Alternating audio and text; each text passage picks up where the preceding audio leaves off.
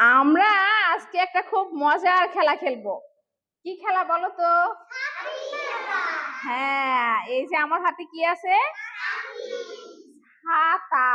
এটাকে বলে ছাতা। আচ্ছা, এই ছাতা খেলা আমি খেলবো।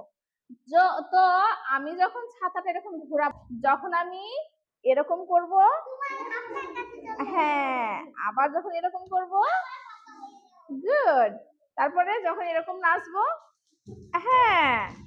আচ্ছা, তাহলে রেডি তো আমরা? চলো তাহলে আমরা একটু মজা করে নিই, তাই না?